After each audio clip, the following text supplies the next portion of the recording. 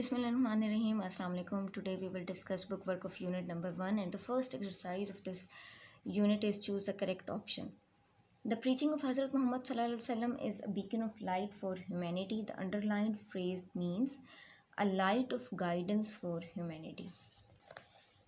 Hazrat Muhammad sallallahu alaihi wasallam is an epitome of mercy for all the words. The underlined word means embodiment.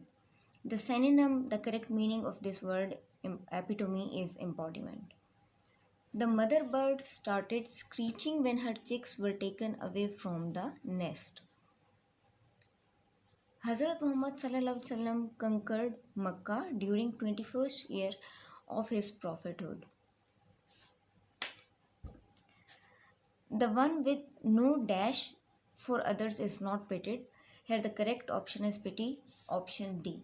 Now we will move to the next page.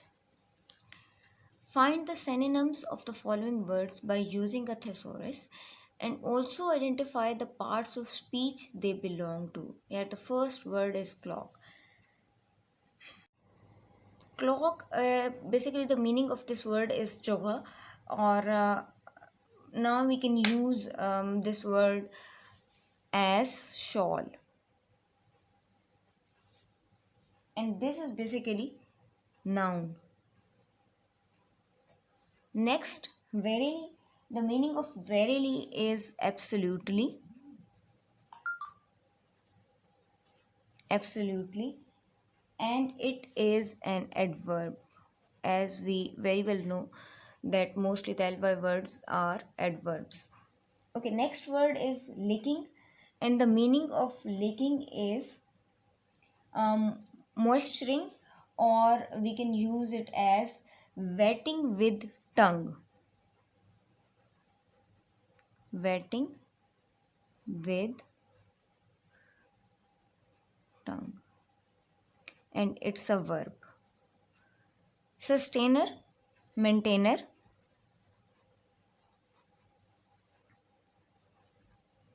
Another word is upholder. And it is also noun.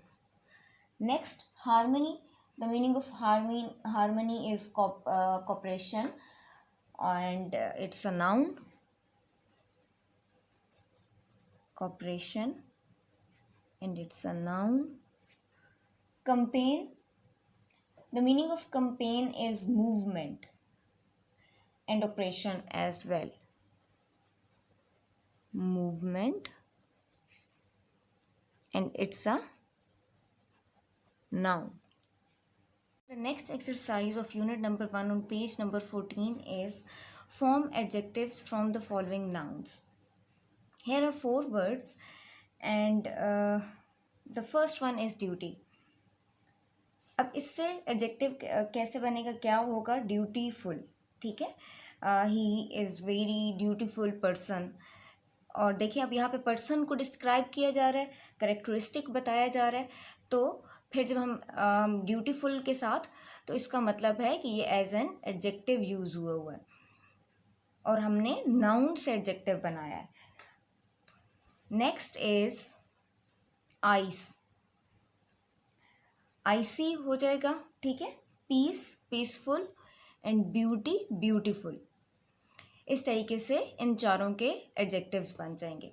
Okay, read the given sentences below and circle the adjectives. अब यहाँ पे देखें, ये 5 sentences दिए और हमने इसमें से एडजेक्टिव को अंडरलाइन करना है. Which one of the word is adjective. The first is the homeless beggar hasn't eaten in days.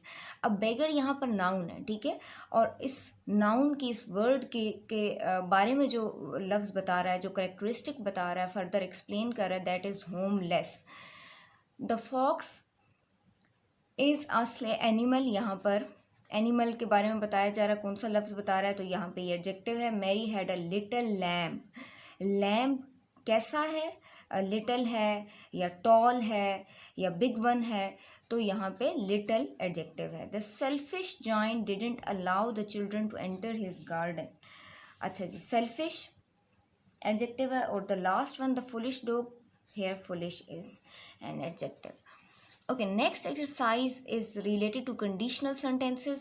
अच्छा, इस बुक की एक बात बहुत जो मुझे अच्छी लगी है, दैट इज़ के बहुत सी ग्रामर एक्सरसाइजेस हमें इस बुक में ही कवर हो जाती हैं, बच्चों को कॉपीज़ पे नहीं करवाना पड़ती।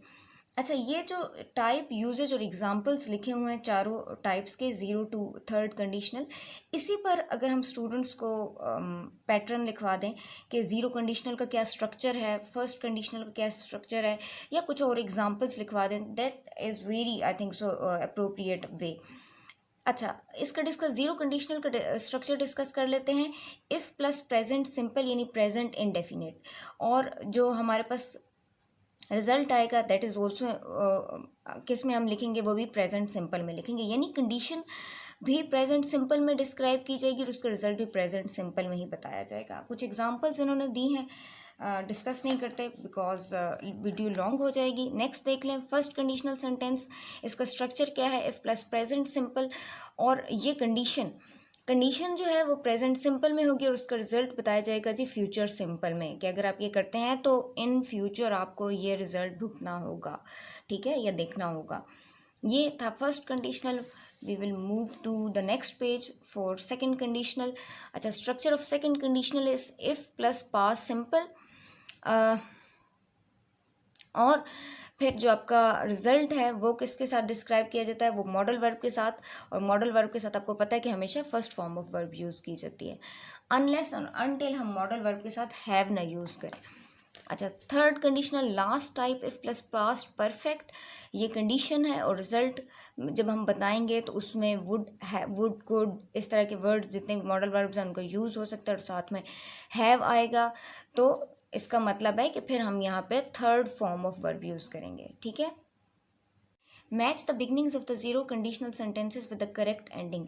अब यहाँ पे इन्होंने 7 सेंटेंसेस की जो कंडीशंस हैं उनको डिस्क्राइब किया है 0 कंडीशनल में, यानी इफ़ प्लस प्रेजेंट सिंपल के साथ डिस्क्राइब किया, और हमने उनके रिजल्ट के साथ उनको मैच करना है। तो अब यहाँ पर देख लें कि वाटर बॉयल्स, ये जी के सामने हम 1 लिख लेते हैं, ठीक है, when it gets to 100 degrees, ठीक है। नेक्स्ट देखें, two, if you put metal in the microwave it catches fire, यहाँ पर इसके सामने हम 2 लिख लेते हैं। थर्ड आपका मैच हो रहा है डी के साथ। फोर्थ वन मैच हो रहा है जी, फोर्थ को पढ़ लेते हैं।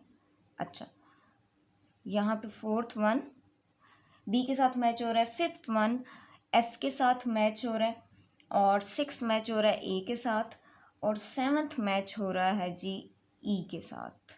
सॉरी, यहाँ पर हम सेवन्थ लिख लेते हैं, ठीक है, यहाँ पर 1।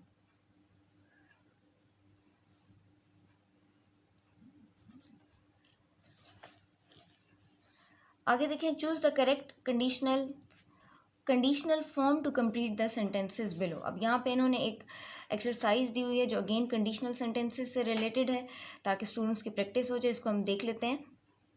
If I dash stay in Lahore I would have found a new friend. अब यहाँ पे देखें कि रिजल्ट में वुड हैव का यूज़ हो रहा है, तो इसका मतलब है कि हमने कंडीशन को डिस्क्राइब करना है पास्ट परफेक्ट में, और स्टे है तो फिर जब हम इसको चेंज करेंगे पास्ट परफेक्ट के अकॉर्डिंग तो it will become had stayed. Next is if he goes to London on a business trip. अब ये देखें, स्टार्टिंग पोर्शन प्रेजेंट सिंपल में है, तो इसका मतलब है कि नेक्स्ट पोर्शन भी आपने फिर प्रेजेंट सिंपल में ही करना है। नेक्स्ट है जी, he won't go to the film unless they dash arrive in the next 5 minutes. She dash buy a new car if she had the money. अब यहाँ पर देखें कि ये जो आपका सेंटेंस है इसमें इफ़ क्लॉज को बाद में डिस्क्राइब किया गया है और मेन क्लॉज को पहले लिखा गया है। तो जब भी मेन क्लॉज को पहले लिखा जाता है और इफ़ क्लॉज को बाद में लिखा जाता है तो फिर हम कॉमा का यूज़ नहीं करते। अब फर्स्ट और सेकंड सेंटेंस में अगर आप देखें तो कॉमा का यूज़ हुआ है, लेकिन यहाँ पे कॉमा का यूज़ नहीं किया गया। तो फिर आपने इस पॉइंट को याद रखना है कि मेन क्लॉज पहले आए और इफ़ क्लॉज बाद में आए तो हम कॉमा का यूज़ नहीं करते। They will talk to the Jack if he comes if he had thought. Next is Ali will become a university lecturer if he studies hard. Next is if they dash known all the facts. Here the correct word is had known.